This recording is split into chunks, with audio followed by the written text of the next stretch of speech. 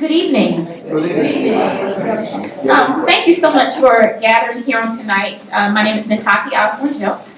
I'm a visiting assistant professor in the Department of Public Health here at Agnes College, and I am so happy to kick off our discussion on tonight, Climate Justice, Women's Leadership, Past, Present, and Future, a conversation with Ms. Dianne Dillion-Ridgley. Y'all can clap for that.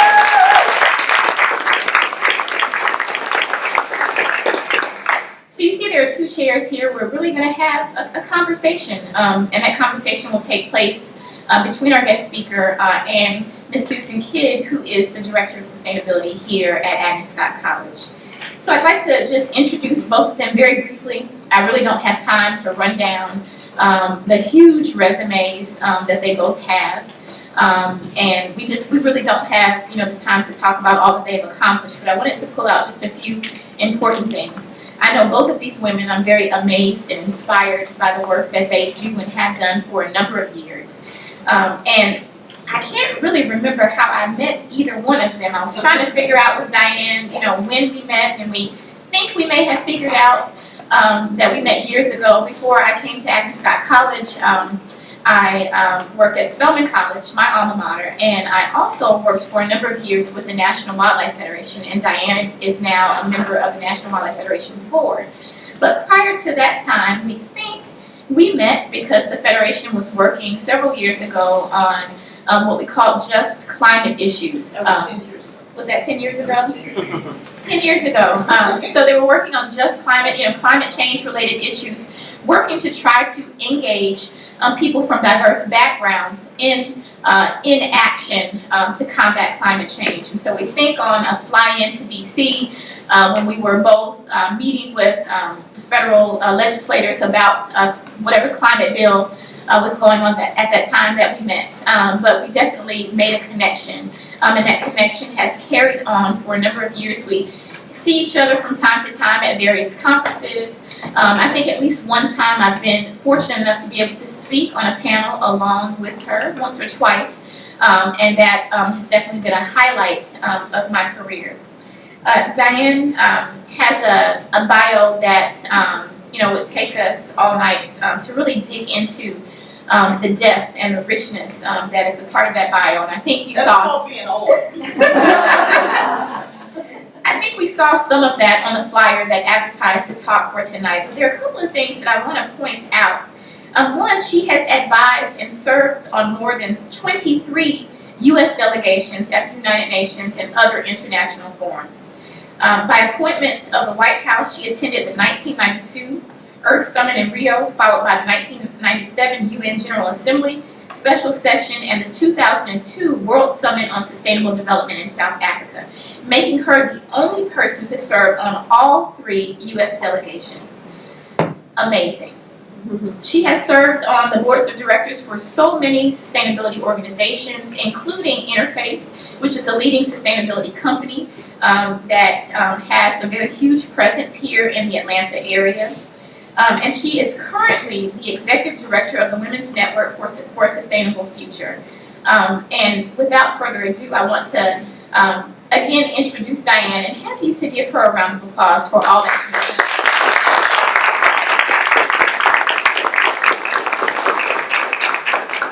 And so this conversation will be moderated by what I'd like to call our campus sustainability all-star, and that's Ms. Susan Kidd. She became the first director of sustainability here at Agnes in January of 2008. And I think it's very special because this is the institution where she's gotten two degrees. She did her undergraduate studies here, a bachelor's degree in history, and then earned a master's degree in teaching in secondary English a few years later.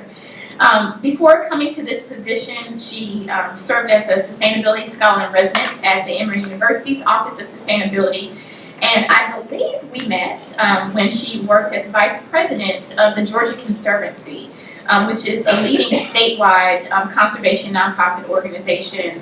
There are many committees and things that we've been able to work on together. I vividly remember us working many years ago on trying to bring resources to the Atlanta community to ensure that children from underserved communities got the opportunity to be connected to nature through hands-on, inquiry-based environmental education, through experiential practices in the outdoors, and I think that is one of my fondest memories. And so since I've been here at Agnes Scott, it's been my pleasure to kind of conspire with Susan to help, bring on programs like the one here tonight. So let's give Susan just a quick round.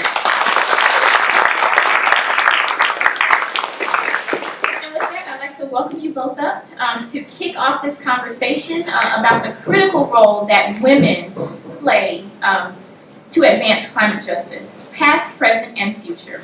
Thank you.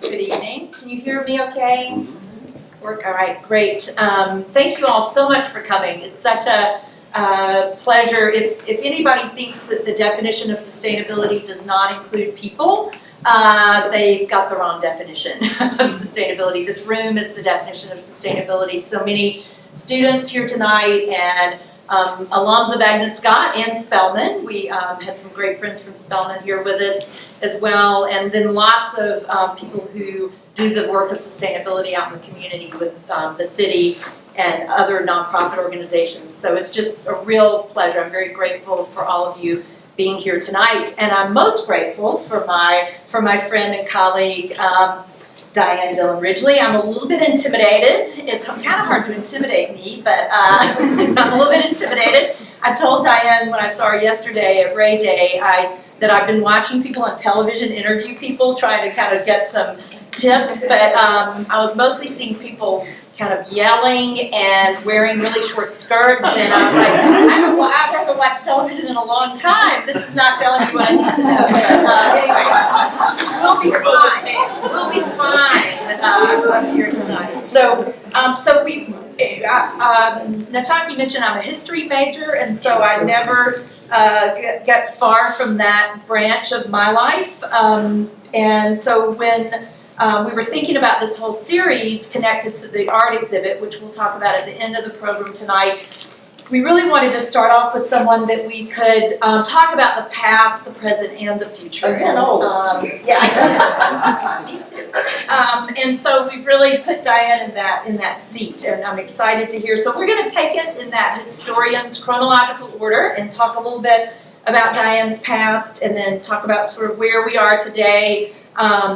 Dianne's leadership, but women's leadership in all of you, and then talk about what Dianne sees for the future. So I want Dianne to sort of talk first, to tell us the story of how she became an advocate for the environment, for sustainability, for climate justice, and then that question we always ask when we're teaching students how to write is, what's your earliest memory of being involved in this field? Forever. Very seriously. Is this going to work? I mean, my children have never had a hard time hearing me, so I just want to make sure. I got my questions last night, but on the 10th, I wrote out what I wanted to make sure I touched on. So I put it in different colors to highlight it. So we're trying to get through all of this. Because to me, the hardest thing about a presentation is not what to say, but what to leave out, to focus and to narrow it. But there are two discrete components to your asking me that question. I've never not been engaged. I'm an only child, and I was an only grandchild for one grandmother. And I've had amazing grandmothers. I also had amazing parents, but I'm going to talk about my grandmothers. My mother is somewhere in the ether, and she said, "You never talk about me." She was a clinical psychologist. She was an amazing woman. My father was an engineer, but this question relates to my two grandmothers. So my paternal grandmother was Nell Scott Bishop Dillon. She did her undergraduate work at Tuskegee, and her faculty advisor was George Washington Carver. Wow. Yes, indeed. He taught her to crochet because that's what he used to do to chill out. Although I never thought of him as being someone who didn't seem chill all the time. Because he had a very, very soft voice. But she went on to be a professor at Langston University in Oklahoma, a predominantly African American college. She was initially in we now call human sciences, but we used to call home economics. But then she decided she wanted to be in the business department. She was the only woman in it. She was the chair of it, and nobody said anything about it. Other than yes, ma'am. And one of my earliest memories of her is when I would go visit her when she was in graduate school, when I literally was a toddler, and that was at Colorado State. She's going to keep me on point because I can drift a little bit. But the thing about her is she lived in Oklahoma and she had land. And when each one of us, I'm the oldest grandchild. When each one of us was, she had 5. When each one of us was born, she planted a tree, which is a very African custom. Now, I don't know if that's the context in which she did it, or if it was just intuitive and natural to her, but she planted a pecan tree for me. All the other grandkids got apple trees, but every Christmas, I got pecans. And I lived in Dallas, Texas, so that worked just fine.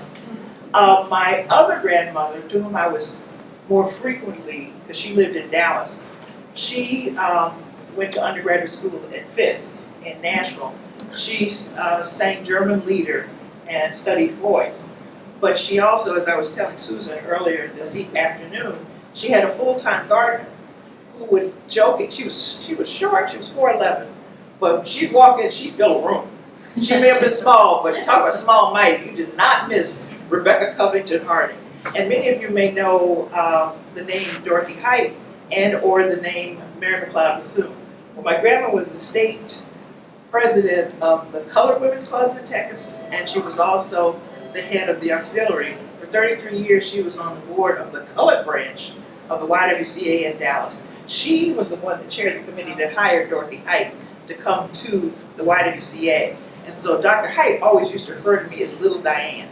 Now, I was on a U.S. delegation for the Population and Development Conference in Cairo in 1994. And I've done a few things with Dr. Height. She would always say, Little Dianne, I'm 40.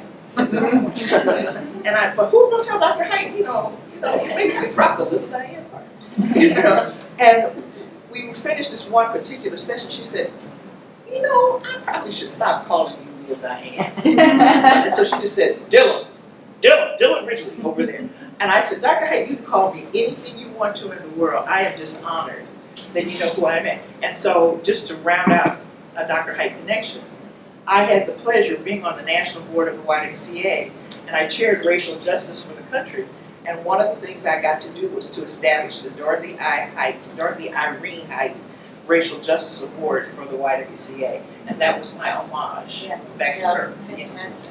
So, well, there's one other part, because I said 2 parts. 2 grandmothers, but 1 part. The other part was, I remember reading as a little girl, Silent Spring, and it absolutely riveted me because it was poetic, it was lyrical, and it scared the bejesus out of me. Because it was what would happen if there were no words. And I think without exaggeration, we really can say that the contemporary environmental movement in this country really is because of Rachel Carson. And the point, and I hope, at some point I'm going to ask who was born before 1991, but not right now. Or who was born after 1991, that's a better way to do it. But I would love for people to go back and read what the newspapers and what, now there's some good women in this audience and some good non-women, which is how I often refer to them. Jim is a great one. I mean, some more tonight, but it is nothing short of criminal, the way they wrote about Rachel Carson. She died of breast cancer, and when Bella Abzug asked me to start the Women Cancer and Environment Program in '93, we named it Rachel's Daughters, because she did not give birth to any children, and I said, but we are all the daughters of Rachel Carson. Because I really believe in respecting, connecting, and paying tribute to the elders and those, because we are connective tissue. Unfortunately, we're not going to solve it all right now. We can try, but there's going to be plenty of work for you to do who were born after 1991. So we are connected as daughters and as mothers in this process. And so I think we need to know we didn't start it. We could try and finish it, but Erica's going to have some work to do long after I'm gone. She's going to still be kicking butt, taking names. So it's just really, to me, important that we revere, acknowledge, and pay tribute to those who came before us. No, absolutely. I really, while you and I had some chances to talk, I didn't realize that, those grandmothers, amazing story. So for you, because you've been talking about them and also sort of recognizable names of women leaders, but for you yourself, when you got started in this field and were beginning to look both personally and professionally at environmental justice, was there anything that was unique because you were a woman?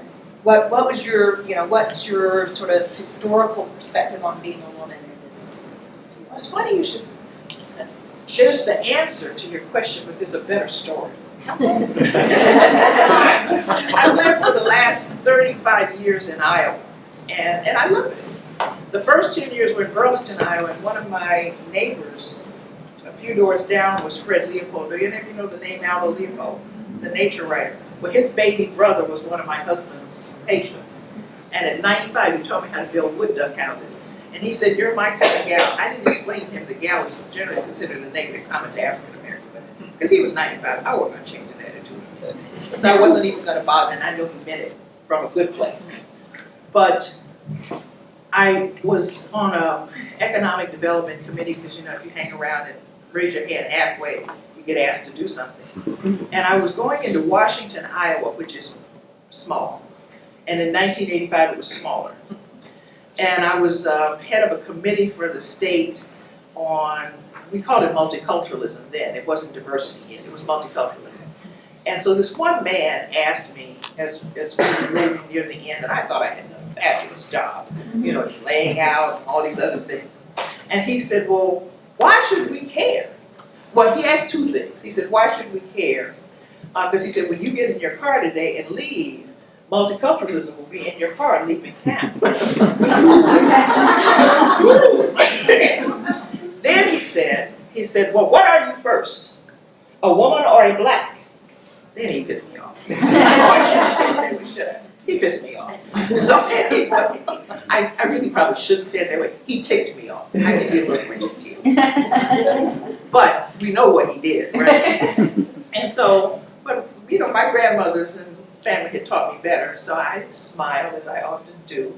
I swallowed, gathered my thoughts, and I said, "Well, it's interesting that you asked that question." I said, when I walked in that door, I walked in. I'm a mother, I'm a wife, I'm not a wife anymore, but I was then. I'm a daughter, I'm an African American, I'm a woman. I went through a list of things, and I said, and you know what? I don't divide myself, and I don't let anyone else do it. See, that was a good answer.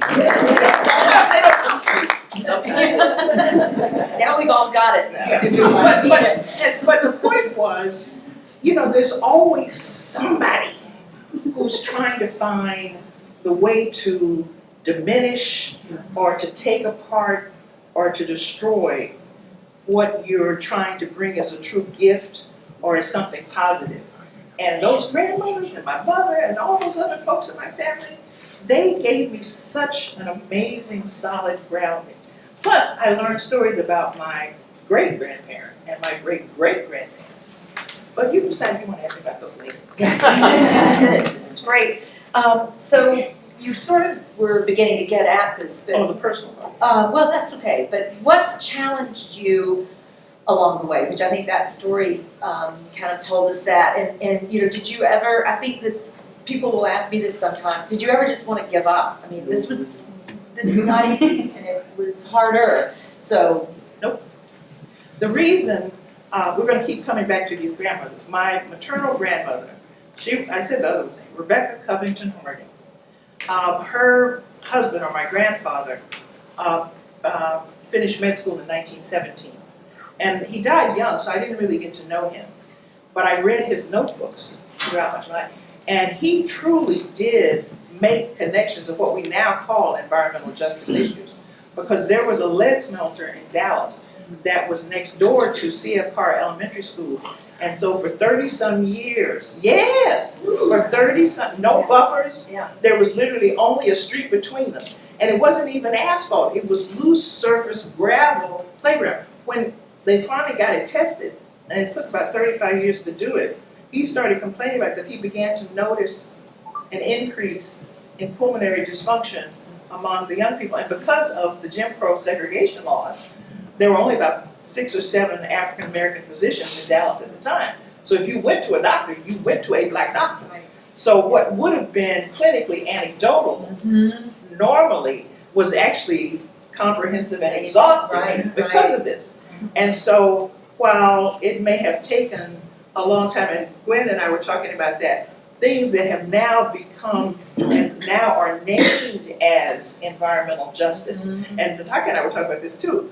These were things that our mothers and our grandmothers in particular talked about all the time.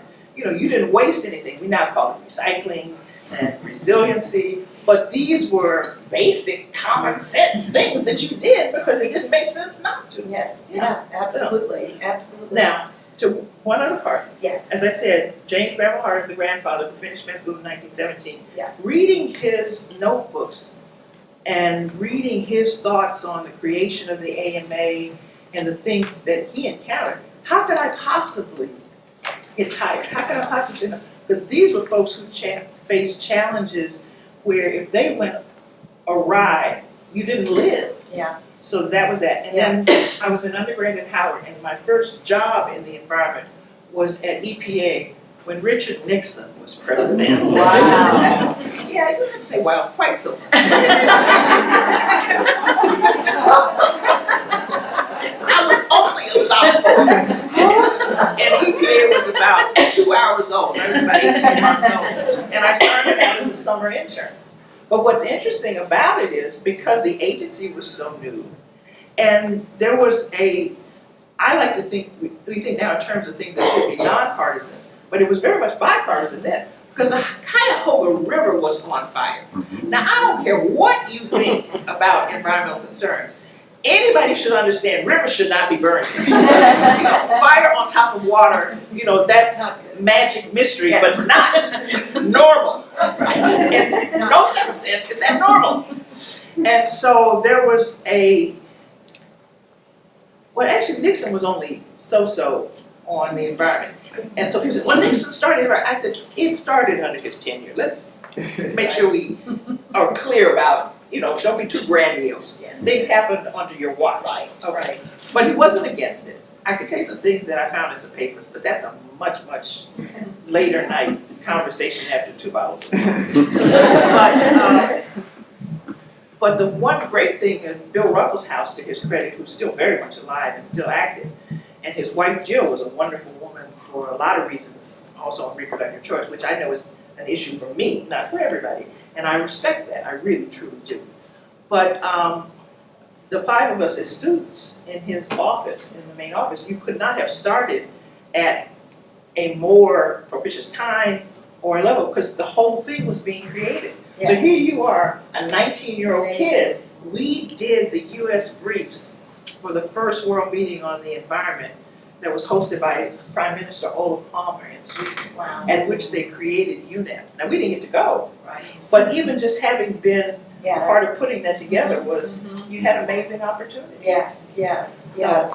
No, it's one of those things that I really, in our era of coming through this field, spending some amount of time in DC was so critical. And I think that distinction you just made about that we search for nonpartisan now, but that we've lost that sort of sense of true bipartisanship. That's really an amazing sort of marker, I think, about history and what's changed. So that you did have a Republican administration passing major environmental laws passed during that tenure, but completely in bipartisan.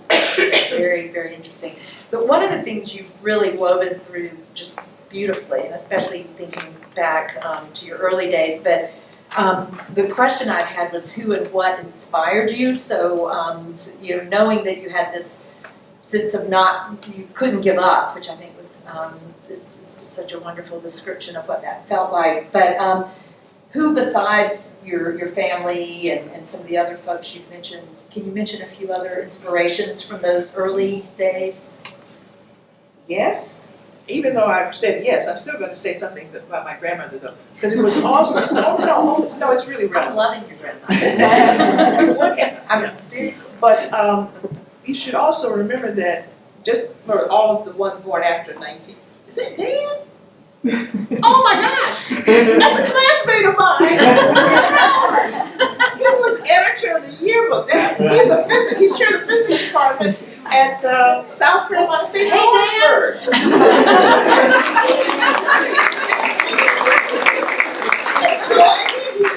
How'd you find out about this? In an email somewhere. But anyway, he's great. This is true. It's in there. It's a conversation, right? But see, I got to be careful because he was there. I know. He knows all this stuff. But he did let me design the yearbook. He was editor-in-chief. But anyway, it's right after the passage of the first major public accommodations and laws that broke down Jim Crow. So I've never seen a particular separation. I've seen it as a continuum and a transition from civil rights focus as well into the environmental focus. And I say we've now entered into the age of sustainability. Whether we have it or not, I believe we have. So and if we name it, it'll happen. And I think also that this century is the century of justice. I also believe that sustainability, Jim and I remember many hours spent for the President's Council deciding on what was going to be the meaning, how we were going to define sustainable development. And we finally, and everybody always goes back to the Brundtland definition. Now, everybody in the room who knows who Gro Holland Brundtland is, raise your hand. I know Karen knows. I'll talk about her in a minute. Well, Gro Holland Brundtland was 3 times elected Prime Minister of Norway. What many people don't necessarily always know is that she was a she, and she still is very much. She was a physician, and she became involved in politics in Norway from an issue concerning a health concern. I don't remember all the details, but she was not so much complaining, but she was bringing it up to the Minister of Health. And he said, well, what are we going to do about it, meaning you? And many of us have known if you bring something up, be prepared to do it because you're going to be asked to. So the grandmother, Rebecca, used to say as I would leave the house, and I was a 4-year-old when she started doing it, she said, you owe for the time you take up and the space you occupy on the planet. Now, that's kind of heavy for a 4-year-old. And on alternate days, she would say, remember the race. And I remember I so wanted to turn around one time and say, Grandma, I am not responsible for the entire Negro race. But I knew better than to say that to my grandmother. So I knew that at that time you put on your white gloves, you dressed right, you spoke well, you represented yourself because of the point she was making. And it extends to gender and women too.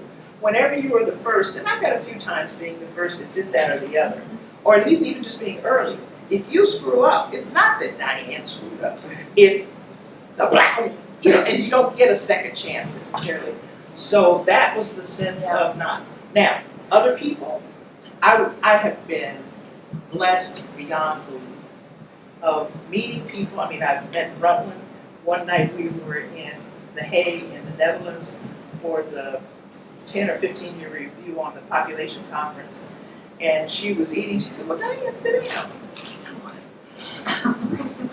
She said, sit down. So you got to have dessert. And then about 7 years later, we're in Rome at the Food Summit. I was on the U.S. delegation for the Food Summit. And the FAO building in Rome has a wonderful roof where you can go up on the roof and walk around. And I went up. It's also a great view of Rome. And I hadn't spent a whole lot of time in Rome. So I was going to check it out. And she was up there. She was just walking. She was walking. And I thought, ooh, she is not happy about something. And she said, she was already WHO secretary at that time. And she said, oh, sometimes, and Claire Short from the UK was the head of development. And Claire had laid out a man from a particular country whose policies about women are less than generous. That's the best way I can say that. But they may be able to drive soon. So she was not happy. So she was walking around, and I thought, should I say anything or not? And she said, today I wish I wasn't an international civil servant because I wanted to tell him off. And Claire had, because she said something about, he was saying, well, why? And I'm not picking on anybody, truly. because it is a very challenging thing to work through cultural patterns and deeply held convictions. And I do respect those. But I also have my own fundamental beliefs and things that come up against respecting women as autonomous, free individuals. I'm not going to give them. I'm just not.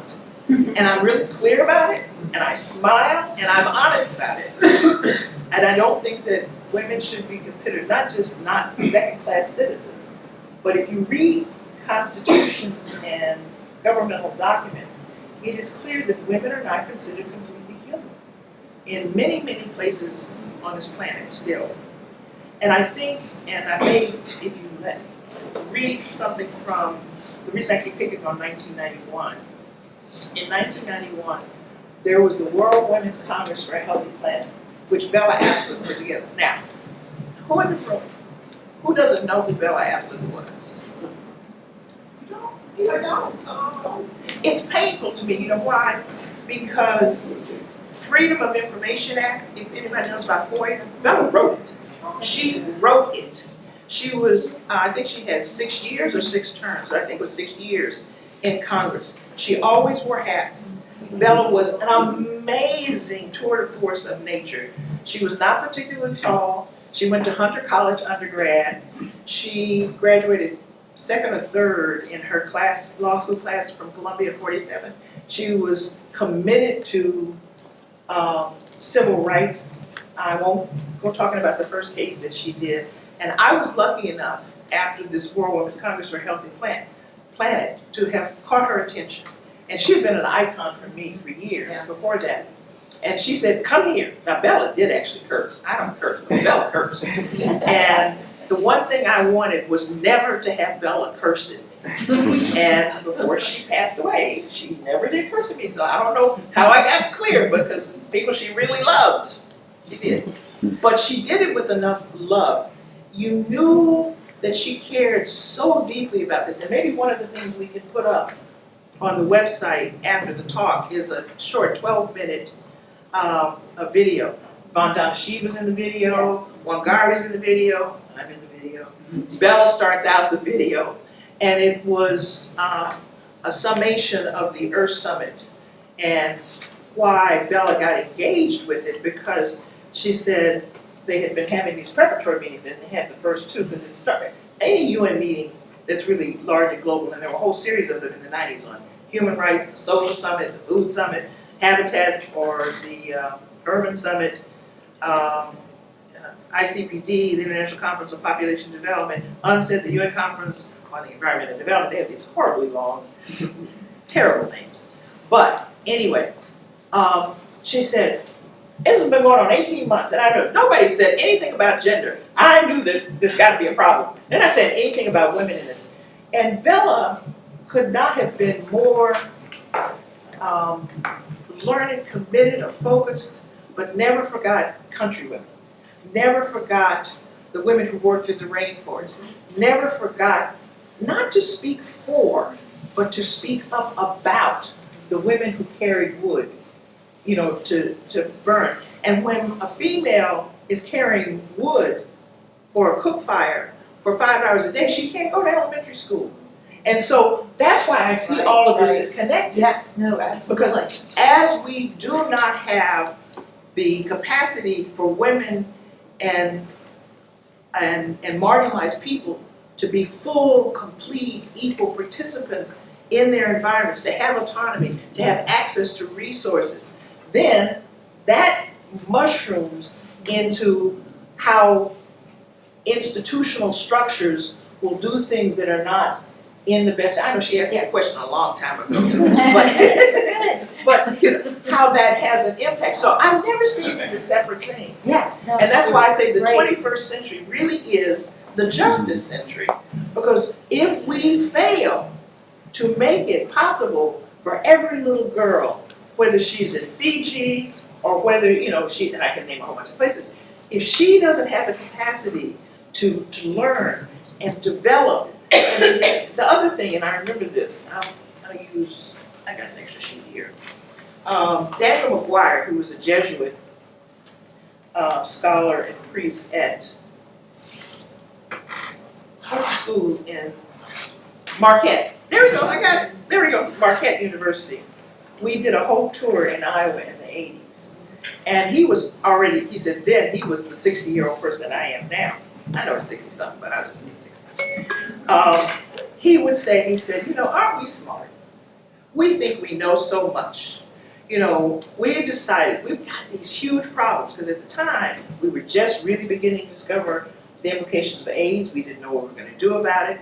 We were, you know, the IMF was doing structural adjustment because we didn't have yet, you know, taking care of thinking things a little differently, and a whole series of other things. He said, and we're so smart, who do we pick to solve all these problems? He said, well, the first thing we do, which is really not so bright, is we got a whole pool of, here's the pool of people on the planet. So the first thing we do, because we know we're about 50-50, we throw all the women away. And then the next thing we do is we got the guys in there, and they're good guys in here, they really are. But non-women, thank you. Oh, you're a good learner. So he has a daughter too. But so the next thing we do is we say, well, I don't know, you know, we got all these people, you know, we'll take in the U.S. for now. We take the African American. What could they possibly do? And then there are the Latinos. Well, we don't need them either. And then we got the Pacific Islanders and the Native American, indigenous people. They can't do too much of that. And then we got people in Central. And he said, oh, maybe we better keep those. Those are people from the subcontinent, India and everything. But, you know, you end up where you started out with a whole sheet of paper of talent. You end up with this much talent to solve all these problems. There are answers down there. There are solutions. There are no expendable, throwaway people. Right.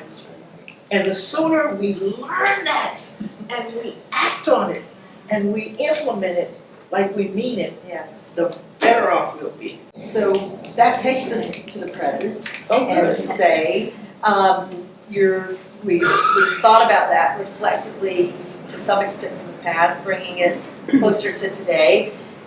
Have you seen, and I hear you saying this is the century of justice to get things done within this time, so that's future. But what about today? Have you seen, are you encouraged by the change you've seen since you started? And are there things you see about what's happening today that encourage you and inspire This you? is a really hard question, isn't it? This last year's been challenging. Yeah. It's been difficult. It really is. I practiced smiling when I said it. I seriously almost, I mean, I'm not discouraged, I'm determined. And I will say, I've often thought of two of Bella's quotes. One was, never give in, never give up. And I literally was at her bedside the night before she went into surgery for the final time. And even then she was telling me what to do. And said, we'll never abandon, we do the Women's Environment and Development Organization. And I think she was, I mean, I don't know what it's like to literally face your passing. But she was somber about it. We never acknowledged that that was on the table. But she told me she loved me. And she knew that I loved her. And I told her that. It was about 11 o'clock at night at the hospital in Riverside. Was it Presbyterian? Way up somewhere on 100 and something Riverside, yeah. And I had been filling in for her in a speech at the Harvard Club earlier that evening. And I called after I finished because it was late. And I said, you still want to come? She said, well, yeah. You know, like, why wouldn't you come? So I went. But the other quote of hers that I truly cherish is, she said, I still believe that women will change power before power changes the nature of women. And I believe that. But the reason I believe it is because women have primarily been still excluded from really framing and structuring the institutional power structures. That as long as we hold on to that righteousness of other and outside exclusion, we then have that energy and that capacity to bring that perspective to the structures. I mean, almost all of us know the statistics of the Fortune 500, or maybe it's even the Fortune 1000 companies. When you have multiple women on the boards of those companies perform better. Right. And I can't remember his name, and I really should. Do you remember the name of the guy from Kennesaw State who did our training at the interface, for the interface board that time, Jim? Okay. Well, there's a guy at the business school at Kennesaw State, and he said to me, he said, Dianne, do you know why he thought, he was so, I think, right, he said, why guys don't want women on corporate boards? I said, no, please tell me. Why? And he said, because they don't want their third grade teacher, or they don't want their mother on the board. And I said, no, I need a little more. He said, you know, when you come home from school and your father would be sitting there, you know, perhaps with a martini, perhaps with a beer, or, you know, just whatever, sitting there watching television, he would in passing say, you know, how was school today? Johnny would say, fine. He'd say, great. The discussion was over. So Johnny goes into the kitchen, and his mother says, how was school today? Johnny says, fine. She says, no. What test did you have? What is your homework? What are you supposed to do with it? And it's a whole series of other questions. Who did you talk to? Who did you talk to? Did you remember this? And he said, guys, he said, women have that capacity, right, to not be intimidated by not knowing something or asking a question. He said, what was the one? It was typo? Was that the one that was such a bad? Well, pick any one of the really bad 2009 corporate failures. And he said, because you had a whole audit committee and people who had advanced degrees in finance, who never saw any of this stuff, that when looked at for about 30 minutes by anybody who was paying attention, Right. said, this is off badly.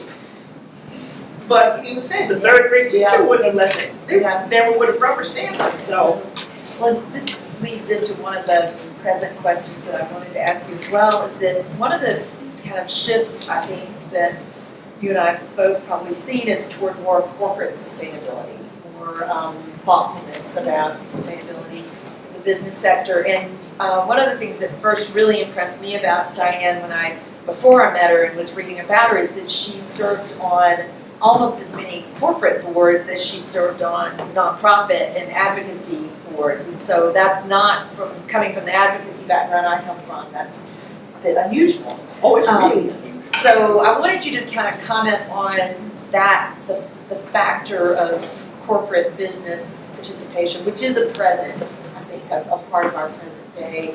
Where do Well, there you are 2 see points that? to that. 2 parts. I think of people like Jane Hutterly from S.C. Johnson Wax, and people like Karen Flanders, who was at Coca-Cola for many years, who created, she's also on the Women's Network for Sustainable Development Board, one of my dear friends. But she also really created so much of sustainability structure at Coca-Cola.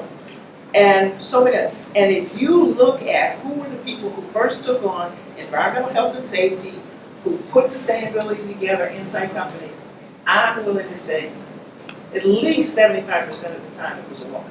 It was not a CEO track position. People weren't necessarily even rewarded for it. It sometimes took you out of a promotional track. But there was this level of understanding the importance of doing that and making that difference inside companies. And every now and then you got the rare, CEO who was, say like a Paul Pullman in Unilever, and then of course, the CEO of all CEOs, who was the founder of the company. And I think aside from the fact that it was his nature, his truly intuitive inquisitiveness, that he had 2 daughters, that his mother was a Sunday school teacher, and a whole long list of factors that made Ray Anderson a very, very different person. And Ray asked me to be on the interface board, but the way he asked me to be on the board was after we were on 3 other organizational boards together, and he said, we were in Denver, it was so cold.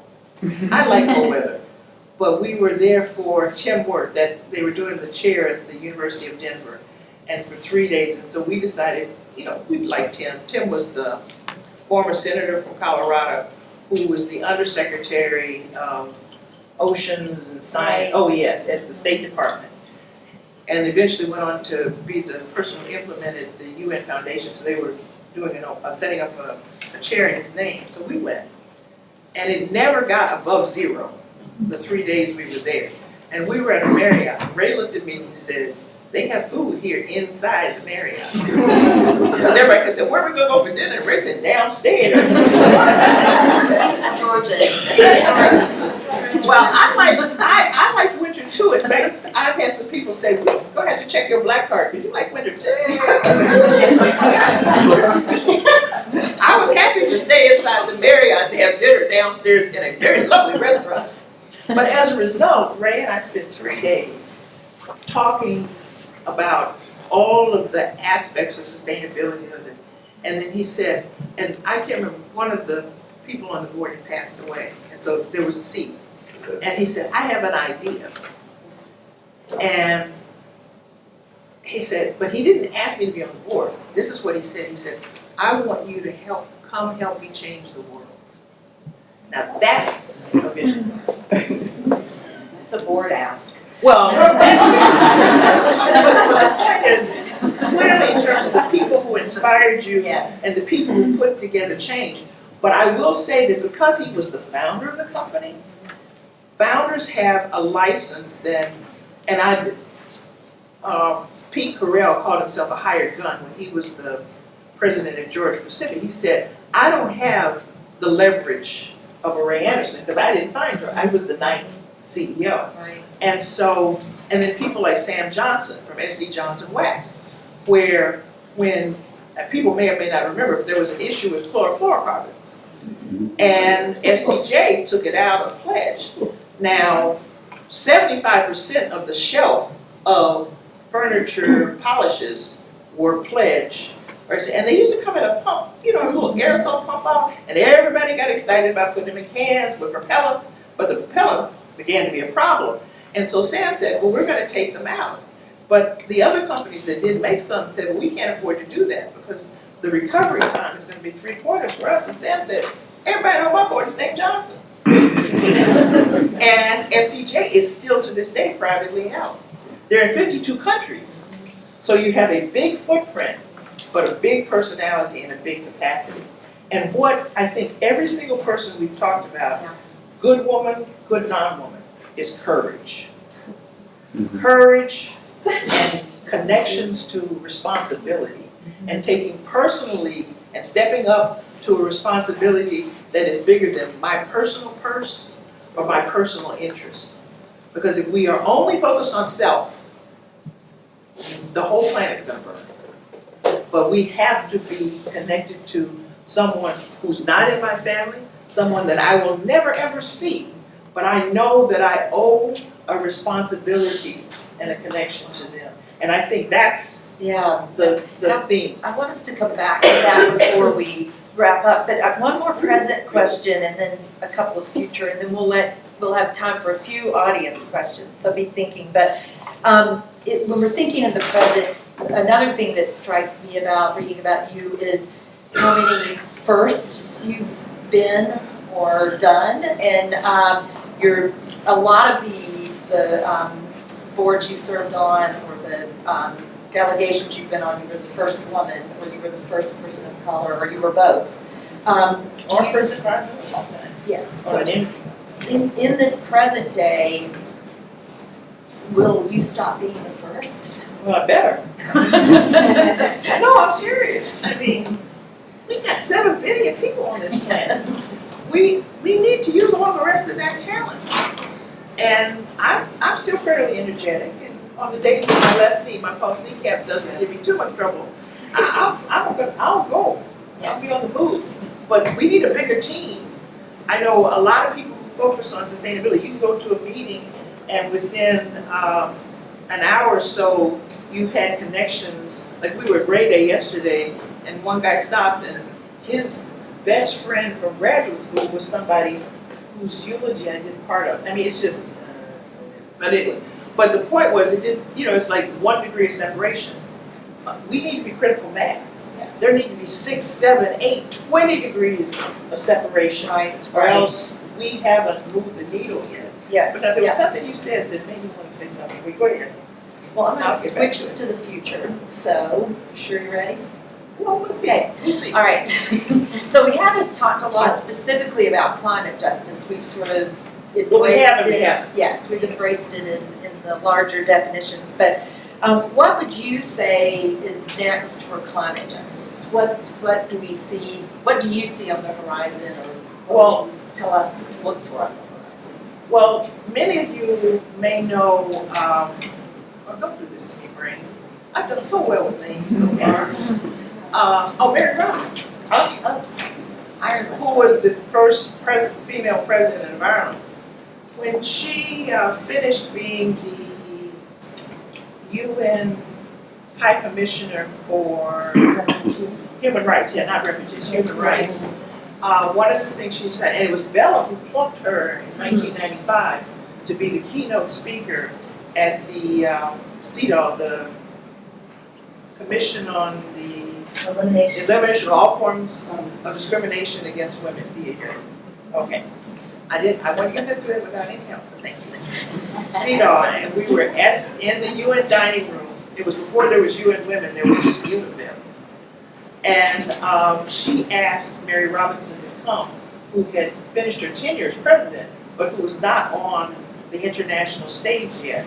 And so Mary Robinson has credited Bella with helping to give her that next leg of platform. And she has taken it and run with it wonderfully. But when she left that position, she started the foundation. And it was the Mary Robinson Foundation for Climate Justice. And everybody said, well, what is justice with climate change? And she said, because without justice, we will never achieve climate change. And it was shortly after the Copenhagen meeting, which was COP 19. No, 19 was Paris. Well, it was one of the COPs, COP 15, I think it was. Well, it was 2000, it was one of those. And we hadn't gotten to the Paris agreement because the COP is the Conference of the Parties and meet every year between Thanksgiving and Christmas, even though that's not the way they define it on the UN calendar. But every year it either messes up for some of us, either Thanksgiving or Christmas. But that's okay. So there are people like that. And then people like Wangari Maathai, and I had the truly great honor and pleasure of being on a couple of things with her. Bella had her as part of the We Do one. And I did one of her, you don't really want to know me, do you? I keep doing too many eulogies. But I did for Wangari. But the thing I want to say to the audience, Wangari was the first African woman in sub-Saharan Africa, or the first Kenyan woman to get a PhD, Kenyan indigenous woman to get a PhD.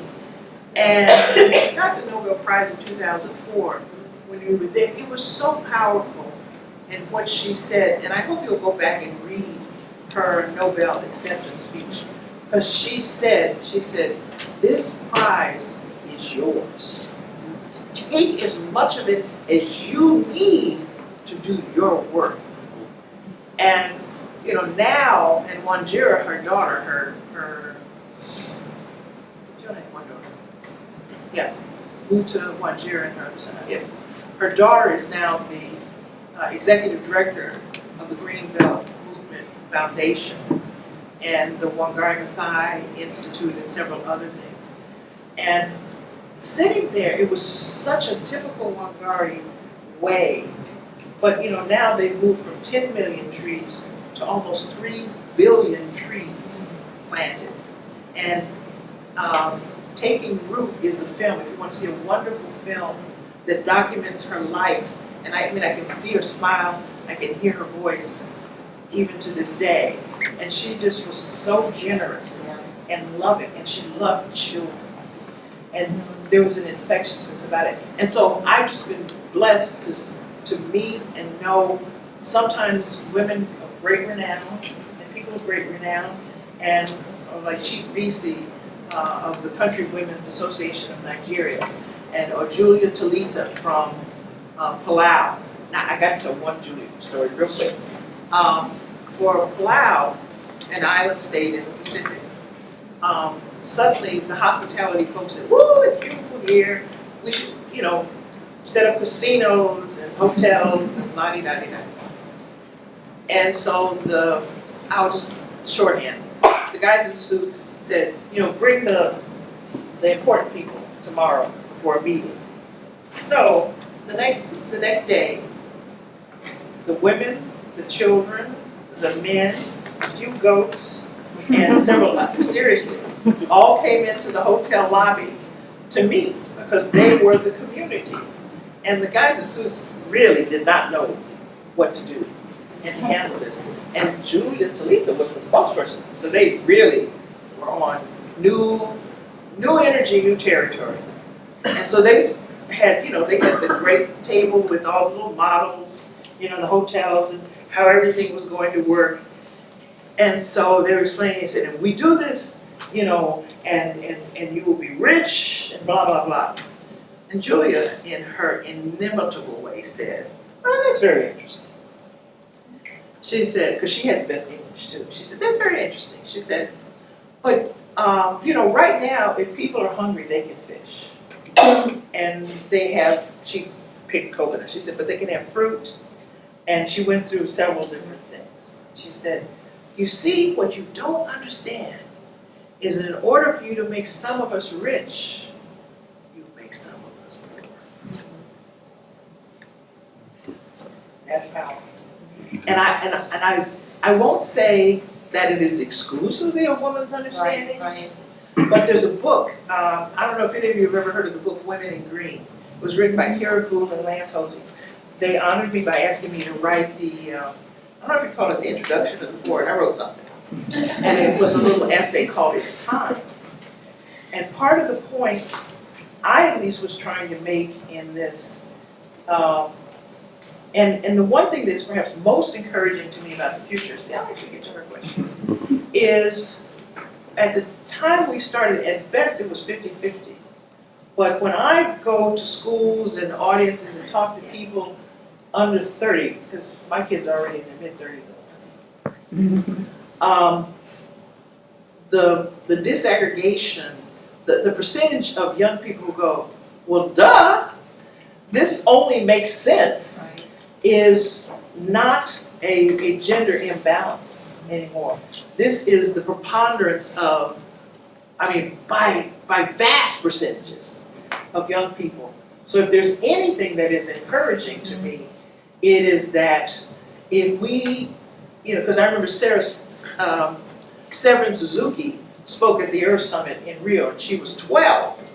And she said, "You adults, you have messed up our planet. You have spoiled the oceans. You have soiled," and she went on. And it was pretty powerful from a 12-year-old. And she's still kicking tail too. She's about 35, I guess now. But she was on part of the Earth Charter.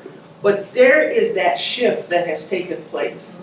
And so if those of us who aren't good folks in the process get out of the way, Yes. and we let some of the dinosaurs just sort of trail off and be happy, feed them until they don't need anything anymore. I'm confident that the youth, what's wrong? No, this is a good metaphor, don't you think? Good. So that's what's encouraging to me. Yes. Okay. So, two last questions. So what's That'd be next? dangerous. What's next for you? Who knows? No, I'm really serious. Yeah. Well, I do know. Now, this is back to this last year of challenge. I was telling somebody this afternoon, an uncle of mine was the first African American to go to the University of Virginia, to the law school, in 1950. He was a class behind Bobby Kennedy. And Bobby Kennedy's son, Chris, was on the interfaith board together. By the way, he's running for governor in Illinois. I think he'll make a great governor. He's got a hard road to climb because it's a tight political climate. That's a commercial. I know you're nonpartisan, but I'm not. So anyway, one great thing about being able to say what you want to say. Also, after being 60, you realize, why did I not say what I wanted to say all along anyway? But seriously, What did you ask me? What's that? So, Charlottesville.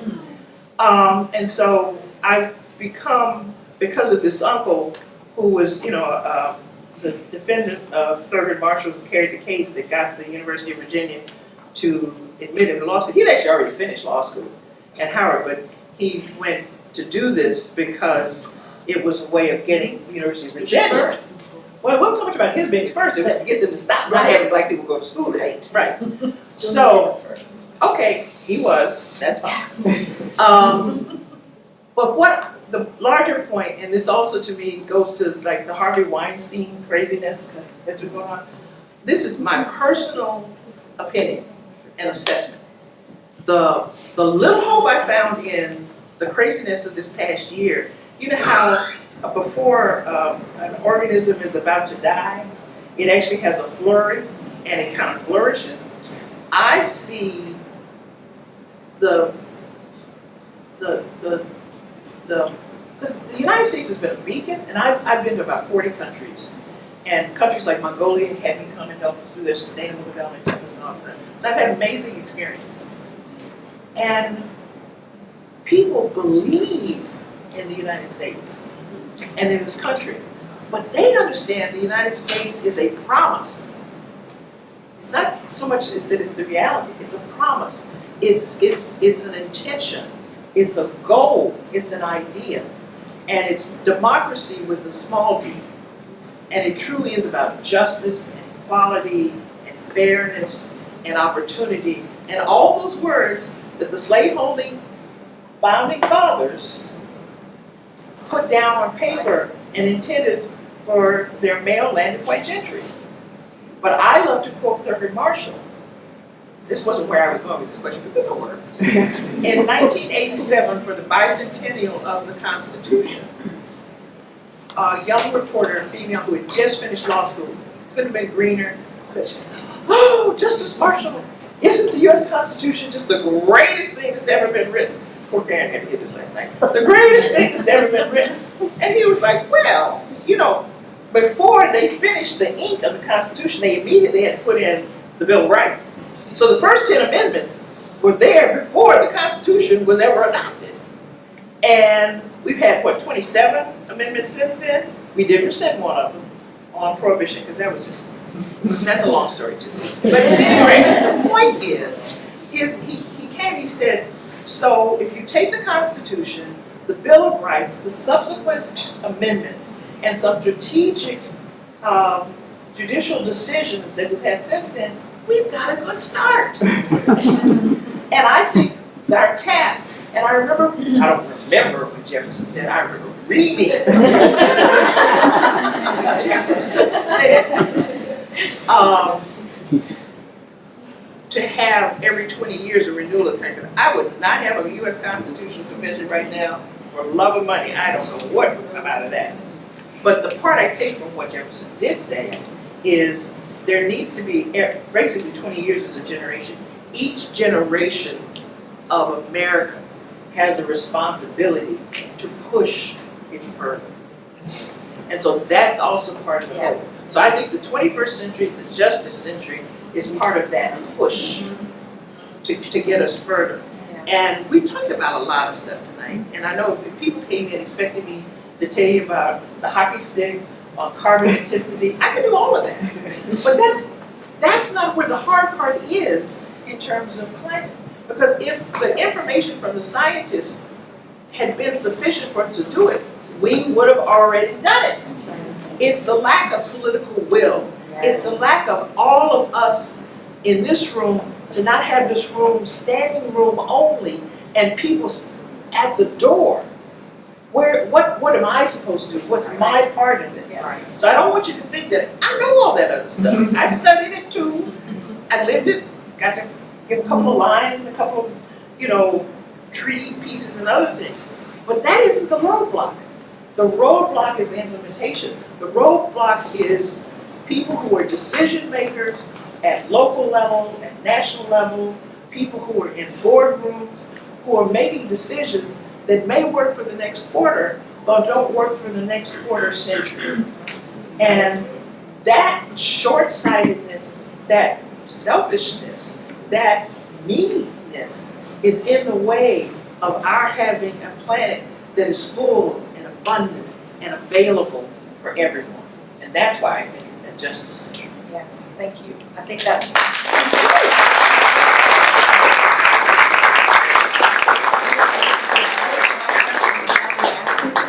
So that was perfect. What, We got to about half of you.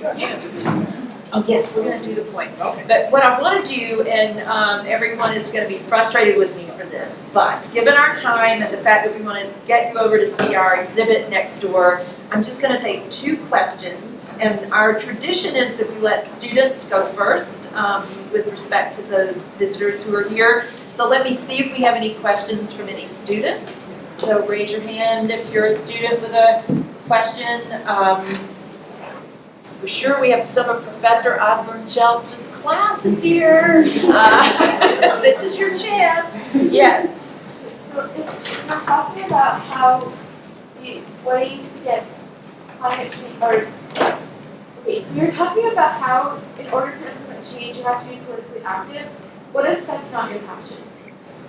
Well, I don't really think I said that.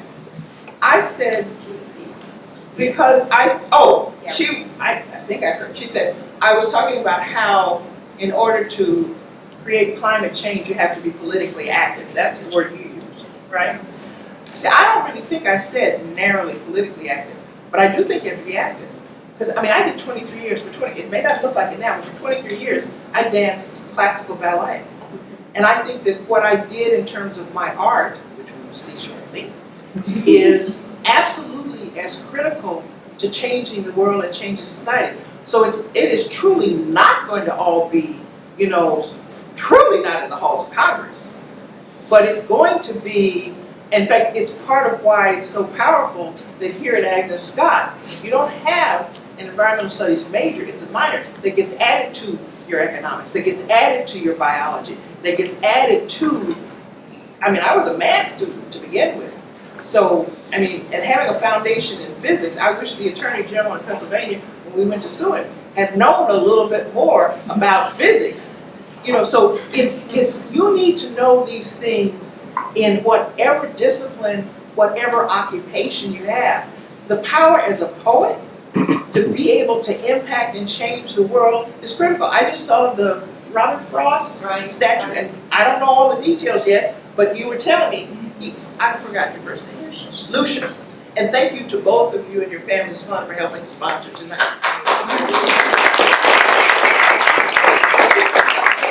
Robert Frost had a relationship with Agnes Scott. The power of poets to be able to get attention, of musicians, of painters. If you've ever studied and looked at Guernica and really understood what he was saying about the Spanish Civil War and what happened to people as a result of it, we have to, I actually think eventually sustainability will fall away as a word. Right now, you wouldn't think of having a business, and who would say, well, is your business economically viable? Because if it isn't, why is it there? Well, I think we're going to get to the same point. If you're not sustainably viable, it isn't going to be viable. So sustainability, I think, is actually a placeholder as we learn to be able to focus on it. So I hope you didn't take away that I said only politically active, particularly in the legislative state, because I think it is going to have to be pervasive in everything. Does that help? So glad you asked that question. Thank you. That was a really good, qualifying, thoughtful point. So one more student first, if we have. Yes, thank you. Hi. Hi. So back to the topic of America being an idea, and so many people having different goals and so many different endpoints of where we think we should go, and the whole idea of trying to get to a planet that is so abundant and full. Basically, how do we feed the dinosaur? Because we have so many different ideas of interpretation of what America should be, and then we have those problems with implementation. So how do we, I feel feed the dinosaur of people who can't see the facts, or see people who look at the hurricanes and are oh, that's just so crazy, and it's well, it's our environment, and it's well, yes, yeah. Oh. Can I have my my magic wand. You know, to date, no other country has tried to do what we've tried to do to truly take people from every race, every gender, every spectrum, and have a civil cohesive. But cohesive doesn't mean all the same. In fact, that's what we're trying to do. Now, I think we're pulling off, you know, I mentioned the Weinstein type stuff. Bless his heart, he's gonna be, you know, he's gonna be the poster boy, and probably he should be, for a long time. But all of those things that used to get mashed and squished down, well, you know what I'm gonna say, don't you? One of my best friends is a gastroenterologist. Okay, so she's ahead of me. You know, the things you have to, but we have an entire body, and if for too long you keep squishing down and holding stuff in, it becomes toxic on itself. And I think what we are doing, we are at this critical point where we're pulling back the covers. You know, I mean, I don't know how people in this room feel about Confederate statues and other things. I don't necessarily want to take them all down, but you know, you don't put up, because I may get in trouble for this, but I've been in trouble for this. That's okay. Statuary is to honor people. Now, if someone was legally committed treason, it is interesting that you would put a statue up afterwards to someone who committed treason to a country. But we don't take the language and say what it is we've done. We found this way to get kind of tricky language that covers over stuff, or the importance of history. It was, I think I'm right, Dad wrote a great book with photos from, well, he did. He just spent a couple of years photographing all these places in and around Charleston. But it was 1956 or 58 when the Stars and Bars became the official flag of South Carolina. That was a very different agenda. That was not an agenda of truly honoring the culture and the dignity of the war. Plus, just go back. You don't need to do any of the rest of this. Go back and read when each one of the states seceded. Read what Mississippi said. It's in black and white. It was leaving the U.S. Union to protect the institution of slavery. And that's pretty clear. So, you know, as my grandmother used to say, when people tell you who they are, listen, pay attention. So I think part of what our generation can do to move some of those dinosaurs out is either force them to pay attention to the truth and to pull back the covers on things that have been covered up when it's been twisted, kind of misshapen. You know, because it was an open secret about the casting couch. That's not news. But exposing it, you know, there was a whole series of journalists. I mean, we had a few presidents who dallied along the way. Yes, and Nixon was probably one of the few who did not have a mistress. Right. So anyway. Well, you know, this question is such a good question for us to begin to wrap up on, because what I really am thinking about hearing your question is how important it is here at Agnes Scott for us to be sure you have the information you need, not literally just you, but all of our students, all of our faculty, all of our staff, you know, everybody that's engaged, so that you can respond when people say, what's the big deal, it's just more hurricanes, that you really do have that base of some level of science, some level of policy, because it's, you know, we talk about finding our voice in so many different aspects of life, but we have to find a voice on climate justice. But how you name something is critical. We used to say throwing it away. The reality is there's no way. We have all of this language that's in the way. Right. But there's no way, you know? And so the same thing, and natural disaster, at this point, we should not name anything a natural disaster, because it has been exponentially exasperated by a whole set of conditions that we as humans have done over the last 150 years of the Industrial Revolution that has been the engine of making it so severe. Yes. I mean, I know 2 people who lost their homes in Houston, and I know 3 who lost their homes in California last week. And fire is devastating.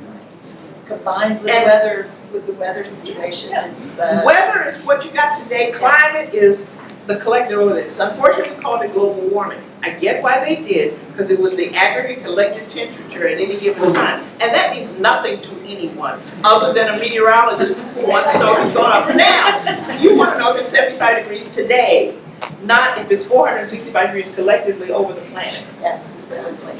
So, we're gonna do two things to wrap up, but what I wanna tell you is that those of you that are frustrated by me cutting off the questions is that Dianne is going with us to the art exhibit, and she's agreed to take questions one-on-one in small groups. So really, everybody here with a burning question will have a chance to ask Dianne their question, I promise.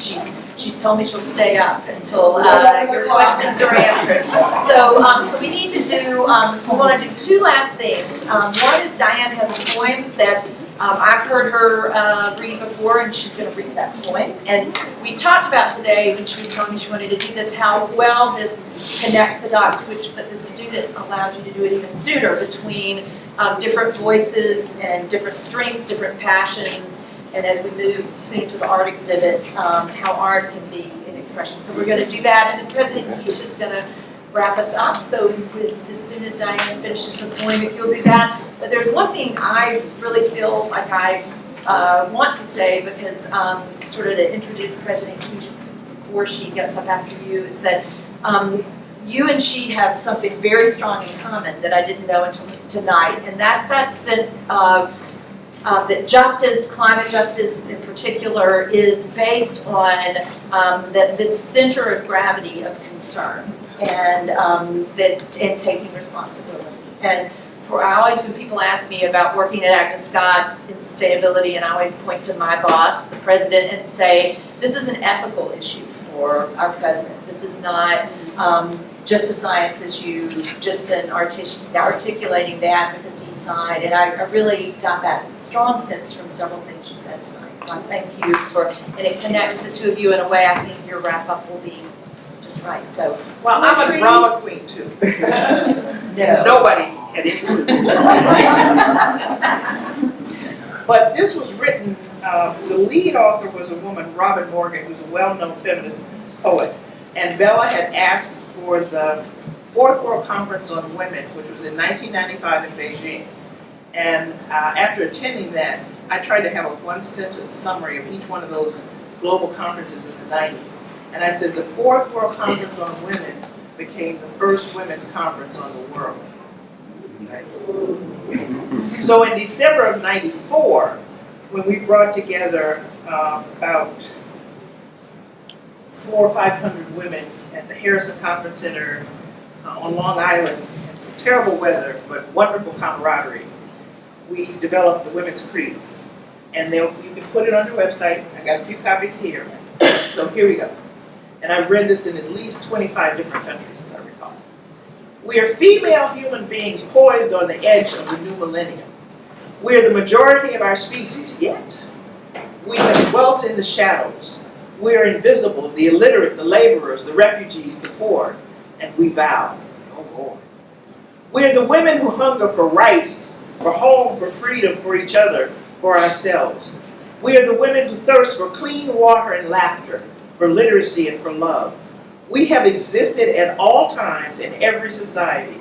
We have survived femicide. We have rebelled and left clues. We are the continuity, weaving future from past, logic with lyric. We're the women who stand in our sense and shout, yes! We're the women who wear broken bones, broken voices, and broken minds, broken hearts. But we are the women who dare whisper no. We're the women whose souls no fundamentalist cage can contain. And we're the women who refuse to permit the sowing of death in our gardens, in our air, our rivers, and our seas. We are each precious, unique, and necessary. We are strengthened and blessed and relieved at not having to all be the same. We're the daughters of longing, and we're the mothers in labor to birth the politics of the 21st century. We are the women men warned us about. We're the women who know that all issues are ours, who will reclaim our wisdom, reinvent our tomorrow, question and redefine everything, especially power. We have worked now for decades to name the details of our need, rage, hope, vision. We have broken our silence and exhausted our patience. We are weary of listing refrains on our suffering to entertain or simply be ignored. We are done with vague words and waiting, famishing for action, dignity, joy. We intend to do more than merely endure and survive. They have tried to deny us, to define us, to diffuse us, to denounce us, to jail, enslave, exile, gas, rape, beat, burn, bury, and even bore us. Yet nothing, not even the offer to save their failed system, can grasp us. For thousands of years, women have had responsibility without power, while too many men have had power without responsibility. We offer those men who risk being our brothers a balance, a future, a hand. But honey, with or without them, we will go on. For we're the old ones, the new breed, the natives who came first but lasted, indigenous to an utterly different dimension. We're the grandchild in Zambia, the grandmother in Burma, the woman in El Salvador and Afghanistan, Finland and Fiji. We're the whale song rainforest, the depth wave rising huge to shatter glass on the shore, the lost and despised who weeping stagger into the light. All this we are, the people speaking who will no longer wait and who cannot be stopped. We're poised on the edge of the millennium, ruin behind us, no map before us, the taste of fear sharp on our tongues, yet we will leap. The exercise of imagining is an act of creation. The act of creation is an exercise of will. All this is political, but all this is possible. Bread, a clean sky, active peace, a woman's voice singing somewhere, melody drifting like smoke from the campfires. The army disbanded, the harvest abundant, the wound healed, the child wanted, the prisoner freed, the body's integrity honored, the lover returned, the labor equal, fair, and valued, no hand raised in any gesture but greeting. Secure interiors of the heart, home, land, so firm as to make secure borders irrelevant at last. And everywhere, laughter, care, celebration, dancing, contentment, a humble earthly paradise in the now. We will make it real. We will make it our own. We will make policy. We will make history. We will make peace. We will make it available. We'll make mischief. We'll make a difference. We'll make love. We'll make the connections. Make a miracle. Make ready. Believe it. Oh, please believe it. For we are the women who will transform the world. Thank you.